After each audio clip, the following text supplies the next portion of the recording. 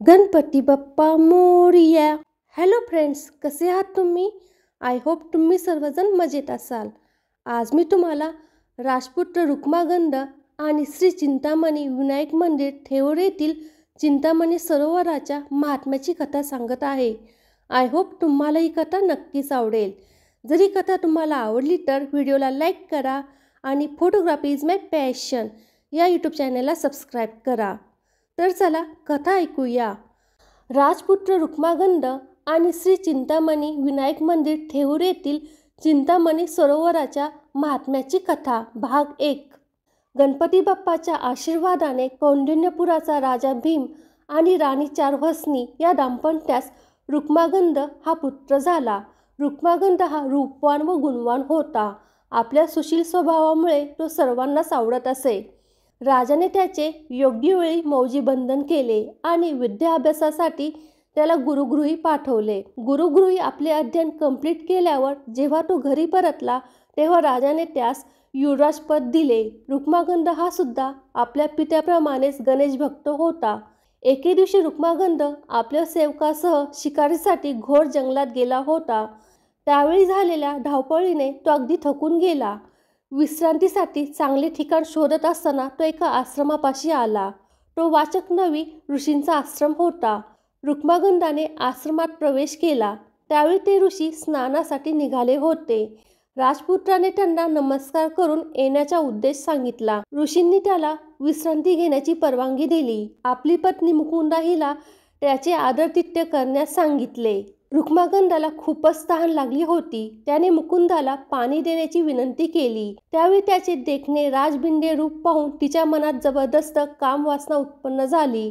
ती त्याच्याकडे एकटक पाहतच राहिली. त्याला पाणी देण्याचेही तिला भान राहिले नाही.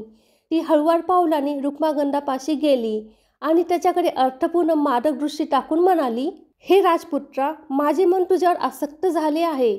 माझ्या देहाला कामाग्नीने पुरते व्यापून टाकले आहे.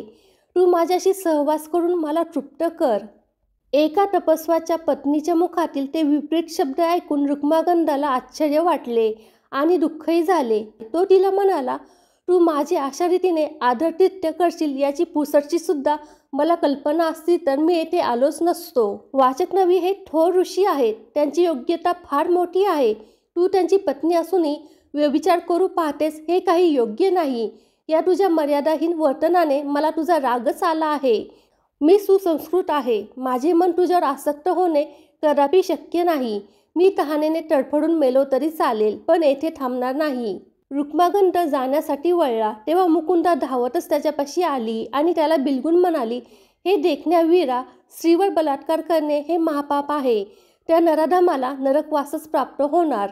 पण पुरुषावर अनुरक्त झालेली स्त्री स्वेच्छेने त्याच्या स्वाधीन होत असेल तर कर्तव्य म्हणून तिला तिची कामेच्छा तृप्त करणे यात काहीच पाप नाही.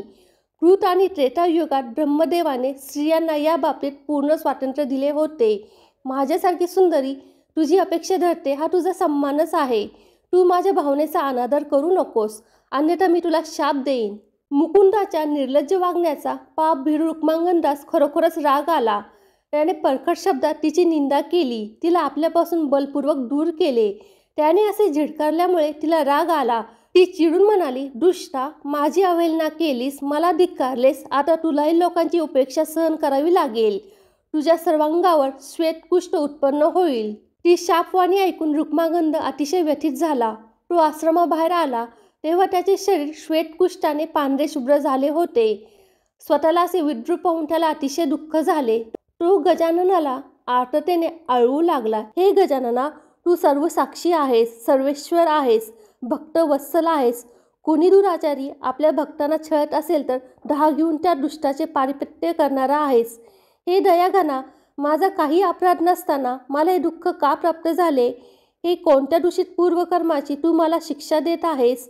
आता हे असे पांढरेपण घेऊन मी कोणत्या तोंडाने लोकांमध्ये जाऊ? ते माझा तिरस्कार करतील, माझी निंदा करतील. ही उपेक्षा मी कशी सहन करू? मला शाप देणाऱ्या त्या निर्लज्ज कामपिपासू स्त्रीला तू जिवंत कसे ठेवलेस? तिने माझ्यावर अन्याय केला आणि तो तू उघड्या डोळ्यांनी पाहिलास.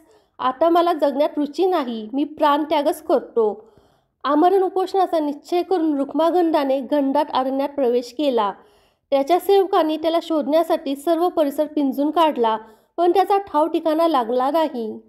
रुक्मागंध हा वटवृक्षाखाली निराहार राहून गणपती बाप्पाचे नामस्मरण करू लागला. एके दिवशी ब्रह्मर्षी नारद त्या वनातून जात असताना हा राजपुत्र त्यांच्या दृष्टीस पडला. ते त्याच्याजवळ गेले, त्याची विचारपूस केली. रुक्मागंधाने त्यांना वंदन केले, त्यांना आपली दुर्दैवी हकीकत सांगितली.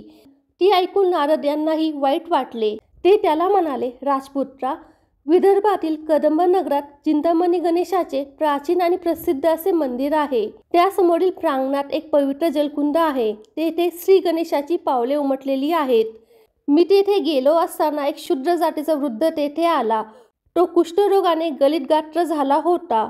त्या कुंडातील जलाने त्याने स्नान केले तर काय आश्चर्य, त्याच्या कुष्ठाचे समूळ निर्मूलन होऊन तो तेजस्वी दिसू लागला. त्याचवेळी एक दिव्य विमान प्रकट झाले. त्यातील गणेशदूतांनी त्या शूद्राला सन्मानाने विमानात बसविले आणि त्याला उत्तम लोकी नेले. तूही त्या ठिकाणी जावेस असे मला वाटते. त्या कुंडात स्नान करून तू संकटमुक्त होशील. फ्रेंड्स, आजच्या कथेत बस एवढेच. फ्रेंड्स, गणपती बाप्पाचा आशीर्वाद नेहमी तुमच्याबरोबर राहो. पुढील कथा पुढच्या भागात. धन्यवाद.